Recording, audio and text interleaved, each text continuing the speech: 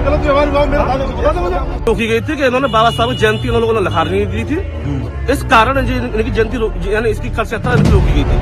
दोस्तों नमस्कार, जय भीम। बहुजन अंचल में आपका बहुत बहुत स्वागत है। आज हमारे साथ है मानसू साहे, जो कि आज जातिवाद से जुड़े हुए कुछ बिंदु है, उन पर हम चर्चा करेंगे। जैसा भी हाल फिलहाल में उत्तर प्रदेश के एटा से खबर सामने आई थी, जिसमें कि जाटव समाज जो कि अनुसूचित जाति में आता है, और जाटव समाज का जो दबदबा, जो जाटव समाज का एक तरह से हम कह सकते हैं आज के समय में जो बहादुरी दिखाई जाटव ने, और जाटव को लेकर जो कयास लगाया जा रहा है कि अनुसूचित जाति के अंदर केवल जाटव ही कौम ऐसी है जो कि सभी जातियों के लिए लड़ती है, चाहे उसमें अनुसूचित जाति में जो वाल्मीकि जाति, खटीक या फासी या धोबी अन्य जाति आती है, उन सबके लिए जो ज्यादा लड़ने का काम करते हैं वह जाटव होते हैं। और आज जो ये कर दिखाया वह जाटव बिरादरी के लोगों ने किया कि कलश यात्रा रोकी गई। एक विशेष तथाकथित मनुवादी यानी ठाकुर समुदाय के लोगों की जो कलश यात्रा रोकी गई, उसको रोककर एक ऐसा इतिहास रचा कि जब तुम हमारे साथ अत्याचार करते हो, शोषण करते हो, बारातें रोकते हो, और उसके बाद जब तुम्हारे ऊपर बीतती है तो तब पता चलेगा कि क्या होता है शोषण। इस चीज को देखते हुए मानसू से हम बात करेंगे कि मानसू कैसा लगा तुम्हें, क्योंकि आज नवयुवक जो है उनके अंदर काफी चेतना जाग रही है। नवयुवकों को एक ऐसा लगता है कि किसी भी बात का बदला लेना चाहिए, हालांकि गलत होता है सब, हम इसके समर्थक नहीं है हिंसा के, फिर भी क्या लग रहा है तुम्हें कि ये होना जरूरी था या गलत हुआ? देखिए, जैसा कि हमारे देश में बहुत बार ऐसा देखा गया है कि दलितों की बारात रोक दी गई, दलितों को घोड़ी पे नहीं चढ़ने दिया गया, दलितों को मूंछ नहीं रखने दिया गया, समय समय पर दलितों को नीचा दिखाया गया कुछ मनुवादी लोगों के द्वारा, चाहे उसमें आप ठाकुर कह सकते हो, राजपूत कह सकते हो या कुछ भी। वहीं जब अब बात आई कलश यात्रा रोकने की, तो ये इतिहास में पहली बार ऐसा हुआ है कि दलितों ने ठाकुरों की कलश यात्रा रोकी। ये एक तरह से अगर हम देखें तो कानूनी तौर पर तो ये गलत है, लेकिन ये एक उनका विरोध दिखाने का तरीका था। क्योंकि अगर हम आप इसके पीछे के मुद्दे पर जाएं, इसके पीछे रीज़न क्या था उस पर जाएं, तो जब 14 अप्रैल को बाबा साहब अम्बेडकर की रैली निकाली जानी थी, तब दलितों ने उस समाज से बात की कि हमारे अनुयायी हैं बाबा साहब अम्बेडकर, उनकी रैली मसीहा है। निकाली, हाँ मसीहा है। हम्म, तो वहाँ पर ठाकुरों ने बिल्कुल मना कर दिया कि ये सिर्फ आप लोगों के मसीहा हैं, हम नहीं निकालने देंगे ये रैली। वहीं जबकि उन्होंने बात भी की थी कि कुछ समय बाद आपकी कलश यात्रा निकाली जाएगी, तो वो भी हम नहीं निकालने देंगे। तो उन्होंने कह दिया कि ठीक है, देखेंगे। हाँ, हम्म, इस चीज़ के लिए मना कर दिया। तो इसी कारण से उन्होंने उस यात्रा का विरोध किया। हम्म, मतलब कि परमिशन की बात आई जी कि उस समय आपने कहा कि परमिशन दिखाओ, अब हम कह रहे हैं कि आप परमिशन दिखाओ। जी। हाँ, उस समय उन्होंने जो ठाकुर समाज के लोग थे, जो मनुवादी लोग थे, उन्होंने कहा था कि आप परमिशन ले लो, जबकि प्रशासन भी उस समय दलित समाज के साथ नहीं था। हम्म, यहीं हम आपको बता दें कि बाबा साहब अम्बेडकर जो सिर्फ एक समाज तक सीमित नहीं है, ये पूरे देश के मसीहा हैं। उन्होंने जो संविधान लिखा वो पूरे देश पर लागू होता है। उसको चाहे दलित हो, चाहे ठाकुर हो, चाहे ब्राह्मण हो, कोई भी समाज हो, उसको सभी को निष्पक्ष भाव से मानना चाहिए। लेकिन वहाँ पर देखा गया कि प्रशासन भी दलित समाज के साथ नहीं था और दलित समाज को रैली नहीं निकालने दी गई। लेकिन जब बात आई उस यात्रा की, जब बात आई कलश यात्रा की, तो जब दलितों ने उस कलश यात्रा को रोका, फिर वहाँ पर पूरा प्रशासन साथ आ गया उनके। हम्म, उन्होंने सिर्फ इतनी बात कही थी कि आप हमें परमिशन दिखा दो और आप यहाँ से चले जाओ। हम्म, 2 घंटे वो यात्रा रुकी रही, 2 घंटे उन्होंने उस यात्रा को रोके रखा। मतलब कि लेकिन कलश फिर भी महिलाएं सर के ऊपर जी, रखी खड़ी 2 रही घंटे कड़ी तक धूप में। महिलाएँ कड़ी धूप में खड़ी रही। हम्म, लेकिन 2 घंटे तक कोई भी परमिशन उन्होंने नहीं दिखाई, थी नहीं परमिशन, दिखाएं कहाँ परमिशन से? थी नहीं। लेकिन जब बात आई स्वर्ण समाज की, अब बात आई उन लोगों के बारे में, तो पूरा प्रशासन उनके साथ हो गया। वहीं हम बात करते हैं, जब बात दलित समाज की थी, तो तब कहाँ था जो प्रशासन था, तब कहाँ था? ये दोहरी मानसिकता है, दोहरी प्रणाली है। इस चीज को हम ऐसे भी देख सकते हैं, जैसे कि बहुत सारे एग्जाम्पल बने हुए हैं, उदाहरण है कि अगर हम करें तो बलात्कार और तुम करे तो चमत्कार, ऐसे भी जी, कहते हैं। जी, तो इस चीज को देखते हुए कि हमारा जो आस्था है वो आस्था नहीं है, बस तुम्हारी ही आस्था है, तुम्हारा ही धर्म है, हमारा कुछ नहीं है। इस चीज को देखते हुए दोहरी मानसिकता है, और ये प्रशासन ने भी दिखाया इसमें कि यहाँ पर आकर खड़े होकर उनकी कलश यात्रा भी निकलवाई, जी। बाद में आकर मामले को शांत भी कराया गया। एक तरफा वहाँ पे बयानबाजी, एक तरफा उन्होंने फैसला किया, हम्म, प्रशासन ने वहाँ पे एक तरफा फैसला किया। कानूनी तौर पर अगर आप देखो तो ये गलत है, लेकिन अगर आप देखो विरोध करने के तौर पर तो ये कोई गलत नहीं है, क्योंकि समाज को एक संदेश देना बहुत जरूरी है। अगर आप हम लोगों के साथ अत्याचार करोगे, अगर प्रशासन हमारे साथ नहीं है, तो हमें एक्शन लेना पड़ेगा और अपने अधिकारों के लिए खड़ा होना कोई गलत नहीं है। बिल्कुल, प्रतिरोध जरूरी है उस समय जी। कि जुर्म करने वाले से जुर्म सहने वाला ज्यादा गुनहगार होता है। जी। और उसके बाद जैसे आपने कहा इतिहास में पहली बार हुआ है, इतिहास में इससे पहले भी कई बार हो चुका है। यदि हम इतिहास की बात करें तो बहुजन वीरांगना फूलन देवी 22 ठाकुरों को लगातार लाइन में खड़े करके गोली से भूना था। जब अत्याचार की हद ज्यादा हो गई थी, मरता क्या ना करता, तो फूलन देवी को भी लगा कि अब जो है मान सम्मान तो खत्म हो ही गया, बचा क्या है, लेकिन अपना प्रतिरोध यानी बदला लेना चाहिए, तो उन्होंने भी कर दिखाया था। अपने अपने हक के लिए विरोध करना बहुत जरूरी है। हाँ, वहां पर उन्होंने जो विरोध किया, उनका उद्देश्य किसी को हानि पहुंचाना नहीं था, उनका उद्देश्य सिर्फ संदेश देना था कि जब आप लोग हमारा विरोध करोगे तो हम लोग भी आपका विरोध करेंगे। उसके अलावा हस्तिनापुर में श्री राम कांड है, गुर्जरों से हुआ था संघर्ष जी। जाटवों का, उसमें बहुत लोग मारे थे, गुर्जर भी मरे थे, जाटव भी मरे थे। और श्री राम अभी भी हाल फिलहाल में उम्र कैद की सजा में है जेल के अंदर। यानी इससे पहले भी कई बार ऐसा हो चुका है, लेकिन ये अभी ताजी घटना जो हुई है, ये कर्मकांड को लेकर हुई है। जी। यानी कि अम्बेडकरवाद कर्मकांड पाखंड पर भारी पड़ा और जीत भी हुई इसमें। जी। चारों तरफ वाहवाही हो रही है। आपके जैसे नवयुवक रील्स बना रहे हैं, बहुत सारी पोस्ट डाल रहे हैं कि जाटवों ने कितना अच्छा काम किया। पर्टिकुलर एक जाति जाटव संघर्षशील जाति है। इसके अलावा यदि हम और जातियों की बात कहें, वह जातियाँ इतना सांस नहीं रखती, जो कि उत्तर प्रदेश के अंदर अनुसूचित जाति में जाटव जाति का बोलबाला देखने को मिल रहा है इस समय। इस पर क्या कहना है? देखिए, अगर जातियों की बात करें तो ये जाहिर सी बात है, आपने बिल्कुल सही कहा कि जब भी अधिकारों की बात होती है, जब भी संविधान की बात होती है, तो एक कम्युनिटी है जाटव कम्युनिटी। वो कम्युनिटी अपने हक के लिए सबसे आगे खड़ी होती है। जैसे कि आपने 2017 में भी देखा होगा, जो घटना हुई थी 2 अप्रैल के दिन, भारत बंद जो हुआ था, उस समय भी जो सबसे आगे खड़ा था वो जाटव समुदाय का 2 अप्रैल 2018। हाँ 2018 जी। तो ये पहले से ही होता है। मार्शल कौम है और दूसरा अम्बेडकरवादी है। अम्बेडकर को अपने महापुरुषों को जानती है ये कौम, तो इसमें और यही इनके साथ साथ सबको ये चीज समझने की जरूरत है। सिर्फ जाटव, अगर मैं एक तरह से कहूँ, अगर मैं, आप सोच सकते हो कि मैं अग्रेसिव हो रहा हूँ, लेकिन सिर्फ जाटव समुदाय ने ठेका नहीं ले रखा किसी भी चीज का, या सिर्फ जाटव समुदाय ने ही ठेका नहीं ले रखा संविधान बचाने का। जी, ये सबको उतरना पड़ेगा ग्राउंड पर, सबको जी। इसके खिलाफ आना पड़ेगा। जो ये घटना हुई एटा की, और इस घटना ने एक मैसेज दिया है कि समाज के अंदर जहाँ भी अगर आपको अत्याचार होता दिख रहा है, जहाँ भी आपको लग रहा है कि आपके हक अधिकारों का हनन हो रहा है, तो वहाँ पर खड़े हो जाओ, इकट्ठे होकर एकजुट बिल्कुल। संगठित होकर खड़े हो जाओ। और उसके बाद परवाह मत करो कि क्या होगा, क्योंकि आप अच्छे के साथ खड़े तो अच्छे ही होगा, और ऐसे ही वहाँ हुआ। क्योंकि उनके पास प्लस पॉइंट था, उनके पास 14 अप्रैल डॉक्टर बाबा साहब अम्बेडकर जी की जयंती का एक जीता जागता एग्जाम्पल उदाहरण था उनके सामने कि तुमने हमें शोभा यात्रा निकालने से रोका, तब तुम कलश यात्रा नहीं निकालने देंगे हम, क्योंकि कानून सबके लिए बराबर है। तो इस जगह आकर मजबूर हुए शासन प्रशासन भी कि बात तो ठीक कह रहे हैं। तो अगर आप सच के साथ खड़े हैं तो जीत होती है वहां पर। जी। हाँ। और हमारे महापुरुषों की एक पुरानी कहावत है कि गलत का विरोध खुलकर कहो। गलत का विरोध खुलकर कहो, क्योंकि इतिहास आवाज उठाने वालों का बनाया जाता है, तलवे चाटने वालों का। आप उनकी सोच देखो ना, जो वहाँ के मनुवादी लोग हैं, आप उनकी सोच देखो, जब वे विरोध क्यों करते। पहले से ही हर साल कलश यात्रा निकाली गई, हर साल वहाँ पे उस गांव में कलश यात्रा निकाली जाती थी, इस साल भी निकाली जानी थी। उन्होंने विरोध क्यों किया? जब बाबा साहब अम्बेडकर की बात आई, बाबा साहब अम्बेडकर की रैली निकाली जानी थी, तो उन्होंने इस तरह का बयान दिया कि बाबा साहब अम्बेडकर सिर्फ आप लोगों के मसीहा हैं, हमारे मसीहा नहीं है। तो एक तरह से नकार दिया। इतने बड़े इंसान जिन्होंने हमारे देश का संविधान लिखा, जिन्होंने हमारे देश के लिए अपना पूरा जीवन कुर्बान कर दिया, आज भी उस महापुरुष का इतना अत्याचार, आज भी उस महापुरुष का इतना विरोध हो रहा है और इतना अपमान हो रहा है, कैसे सह सकते हैं? दरअसल क्या है कि ये मानसिकता है जो सदियों से बनी हुई है, ऊंचा व नीचा, तू छोटा मैं बड़ा, इस तरीके की जो मानसिकता है, इस वजह से डॉक्टर बाबा साहब अम्बेडकर जी का आज भी अपमान देखने को मिलता है, जैसे ग्वालियर हाई कोर्ट का मुद्दा चल रहा है। उसके बाद इसका मुंह तोड़ जवाब देने का काम क्या है, एटा के जाटो समाज के लोगों ने।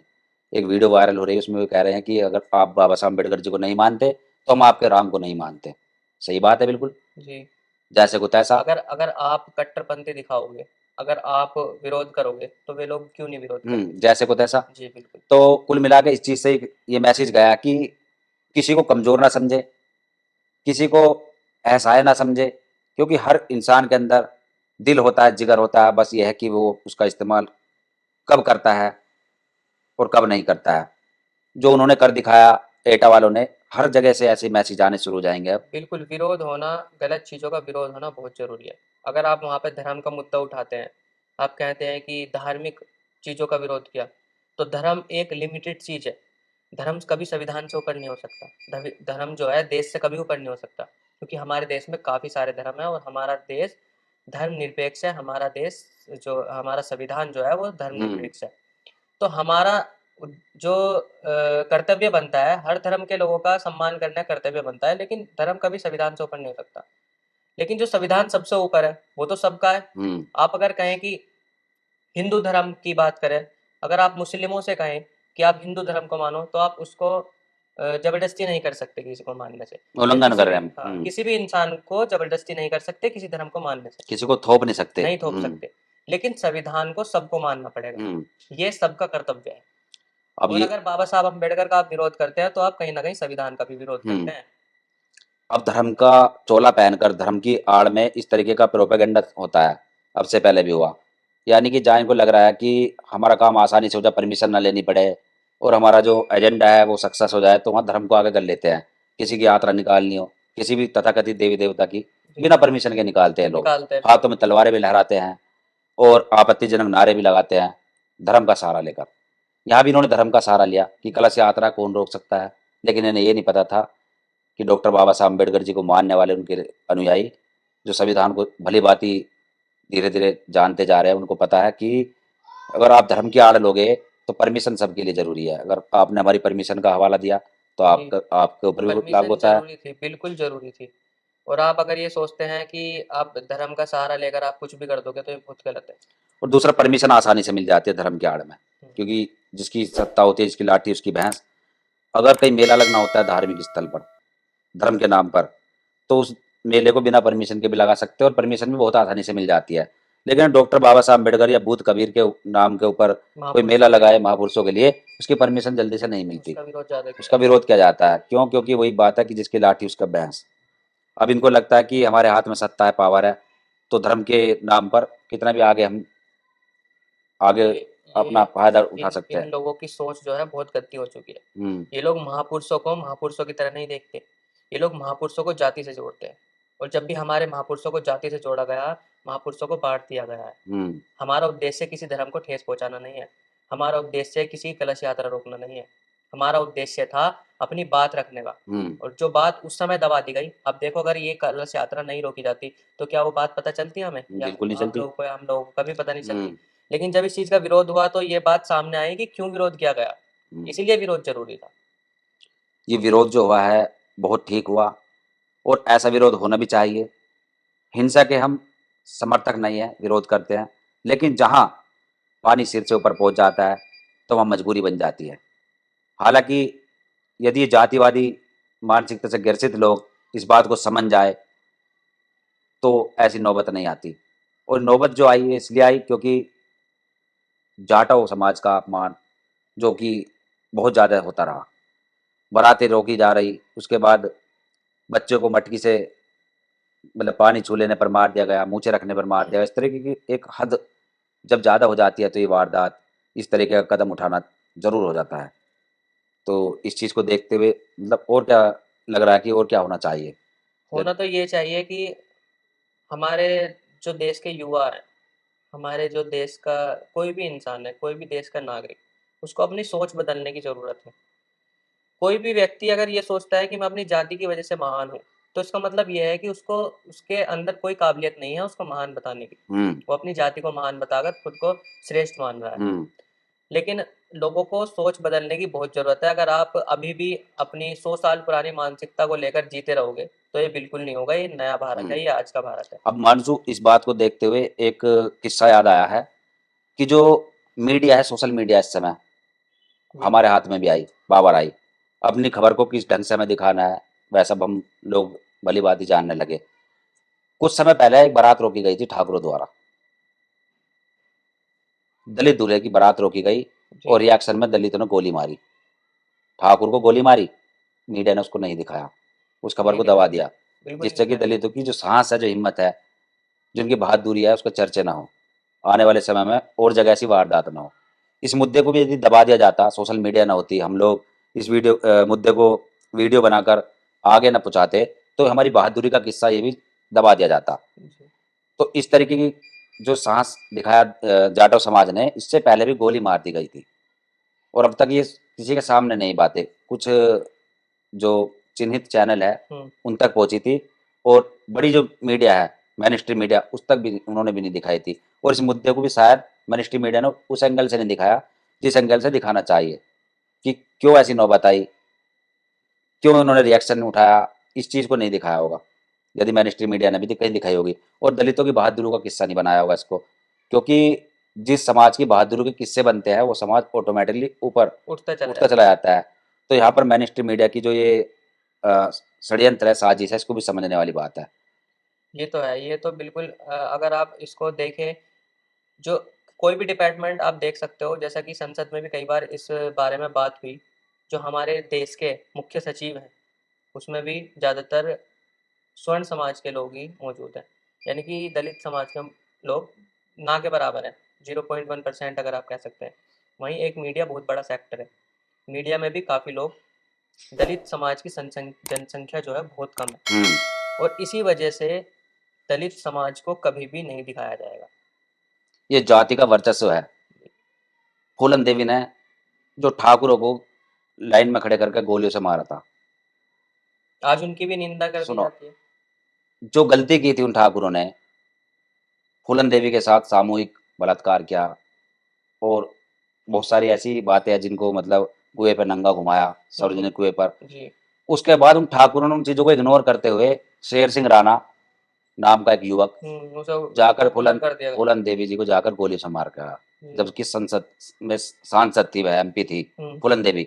यानी कि इतनी बड़ी गलती करने के बाद उनको, अपने जो ठाकुर समुदाय के लोग थे, उनको गलती को नजरअंदाज किया। उनको लगा कि ठाकुरों को इस दलित ने, फूलन देवी महिला ने हुँ, कैसे मार दिया खड़े करके, हुँ, गलती को उन्होंने नजरअंदाज करते हुए। हुँ, और यहाँ भी जो वारदात हुई, इसको भी ठाकुरों को इस समय बहुत ज्यादा, जो जातिवादी मानसिकता से ग्रसित ठाकुर है, जो जाति वर्चस्व की बात करते हैं, उनको अभी भी बहुत अंदरूनी फील महसूस हो रही होगी कि इन जाटों की हिम्मत कैसे हुई कलश यात्रा रोकने की।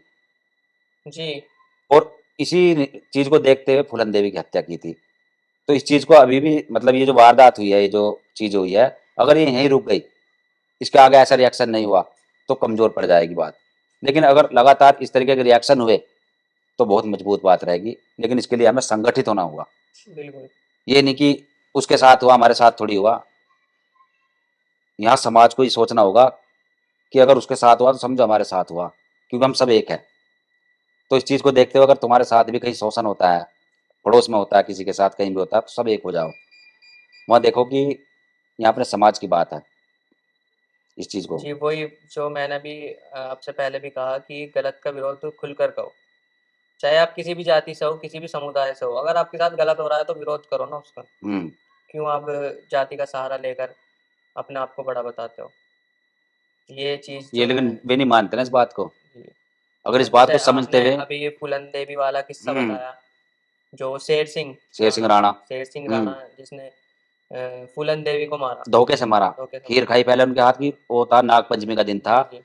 और शेर सिंह राणा गया कि मैं आपके हाथ की खीर खाऊंगा। हुँ, फूलन देवी को क्या पता था ये हत्या करना आया। हुँ, हाथ की खीर खाई। खीर खाने के बाद पिस्टल लगा रखी थी। और देखो मनुवादियों की कितनी बड़ी ताकत है, हर जगह बैठे हुए हुँ, पिस्टल की चैकिन या कोई भी इस तरीके की कोई संरक्षण उसको पूरा मिला हुआ था। और युवक था उस समय वो, अब तो कह रहे जीटा काफी साल पुरानी बात है। और गेट तक गया, पीछे मुड़ा, गोली दांग दी, जी। मार दी तो फूलन देवी जी अब को। अब शेर सिंह राणा की वीरता के किस्से सुनाए जा रहे हैं। तो किससे? अब हाँ। आप क्या समझते हैं, एक महिला को धोखे से मारकर आप वीर बन रहे और हो? वो भी उस महिला को जिसकी कोई गलती नहीं, जी, उसकी कोई जिसने गलती नहीं। अपने अत्याचार का जुर्मों का बदला लिया। और उसकी वीरता की कहानी आप तमाम चैनलों पे देख सकते हैं। हम्म। अब यहीं पे ही जातिवाद दिख जाता है, यहीं पे ही जातिवाद दिख जाएगा। उस समाज को इतना उठा दिया जाएगा कि जिसकी कोई सीमा नहीं है, और हम्म। अगर कोई दलित समाज का व्यक्ति ऐसा कर देता तो उसको कोई नहीं दिखाता। अब इस चीज को देखते हुए हम दर्शकों से कहते हैं कि जो एटा वाले लोगों ने ये कर दिखाया, उनको सम्मान देना चाहिए। और समाज के लोगों को, यदि कोई एटा जाते हैं तो उनको इज्जत के साथ सम्मान से उनके गले में माला डालकर उनका स्वागत करना चाहिए, क्योंकि उनकी वीरता का किस्सा जब चारों तरफ गूंजेगा तो और लोगों के अंदर भी एक ऊर्जा पैदा होगी। और यदि कोई ये कहेगा कि उन्होंने गलत किया, ऐसे नहीं करना चाहिए था, आस्था के नाम पर कलश यात्रा नहीं रोकनी चाहिए थी, तो उनकी हिम्मत टूटेगी। इस चीज़ को देखते हुए ऐसे लोगों की हमें हिम्मत बढ़ानी चाहिए, उनका सम्मान करना चाहिए। यही मैं एक बार आपको फिर से बता दूं कि उनका उद्देश्य सिर्फ विरोध करना था। अगर आप ये सोचो, उन्होंने किसी को भी हानि नहीं पहुंचाई, तो गलत तो उन्होंने कुछ नहीं करा। उन्होंने सिर्फ अपनी बात रखने का एक तरीका ढूंढा। उन्होंने विरोध कर सिर्फ अपनी बात रखी, तो इसलिए उनकी कोई गलती नहीं थी। जबकि समझना चाहिए उस समुदाय को जो उनकी रैली का विरोध कर रहे थे। आप आने वाले समय में उनकी रैली का विरोध ना करें, वे आपकी यात्रा का विरोध नहीं करेंगे। अपने बचाव के लिए आदमी यदि सहारा लेता है किसी हिंसा का अपने बचाव के लिए, तो ये भी हमें कानून में प्रावधान है। एक वीडियो वायरल ऐसी भी हो रही है जिसमें कि जाटाओं ने अपने छतों के ऊपर ईंट पत्थर भी रखे हुए थे।